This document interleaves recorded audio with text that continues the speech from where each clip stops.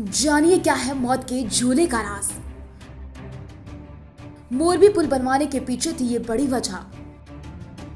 मोरबी हादसे के बाद ये दृश्य देखकर थाम लेंगे दिल। हादसे के बाद क्यों होने लगा शमशान और कब्रिस्तान का जिक्र।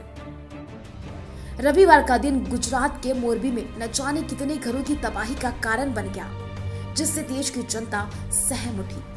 कब्रिस्तानों से लेकर शमशान घाटों में अपने अपने प्यारों को सिलाने के लिए लोगों की लंबी कतारें लगी रही। 134 लोगों का एक साथ दुनिया को अलविदा कह देना, मानो धरती हिल गई हो।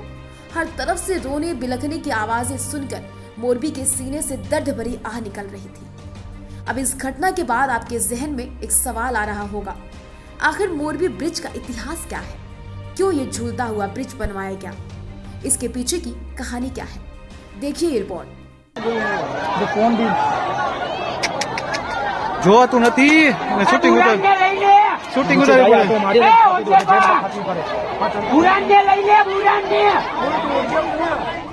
26 अक्टूबर को गुजरात के 9 वर्ष के मौके पर मोरबी पुल को लोगों के लिए खोल दिया गया। मरम्मत के लिए इसे 7 महीने पहले ही बंद किया गया था। बताते चले 1887 के आसपास मोरबी के तत्कालीन राजा वाघजी ठाकुर ने इस पुल का निर्माण कराया था। मोरबी पर उनका शासन 1922 तक रहा।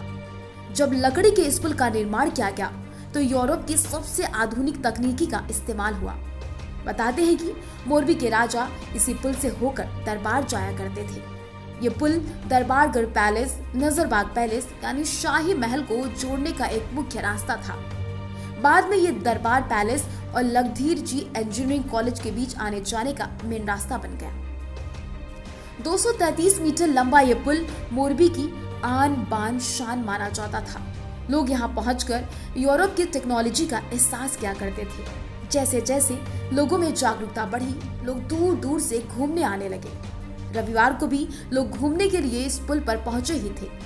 उत्तराखंड में गंगा नदी पर बने राम और लक्ष्मण झूला की तरह ये गुजरात में काफी मशहूर था।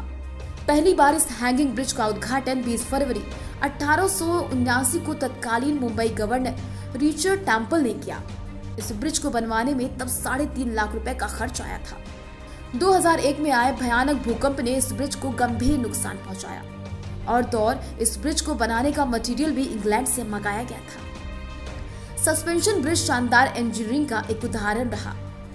ये बताता है कि आज से 150 साल से भी पहले मोरबी के राजा की सोच कितनी प्रगतिशील और साइंटिफिक हुआ करती थी। मोरबी की एक अलग पहचान बनाने के लिए इस अद्भुत ब्रिज को बनवाया गया था।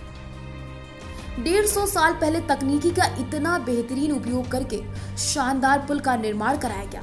अफसोस 21वीं सदी में जबकि तकनीकी इतना ज्यादा आगे बढ़ चुकी है, धरती अंतरिक्ष एक है, ऐसे युग में एक ब्रिज के रेनोवेशन के काम को ओरेवा ग्रुप, CFL बल्ब, दीवार घड़ी और ई-बाइक बनाने वाली कंपनी को सौंप दिया जाता है।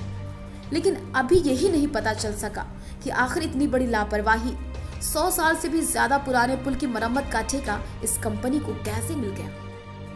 और तो और सोने पर सुहागा तब लग गया जब बिना फिटनेस सर्टिफिकेट के इस पुल को जनता के लिए खोल दिया जाता है। लंबे समय से ये पुल जनता के लिए बंद था।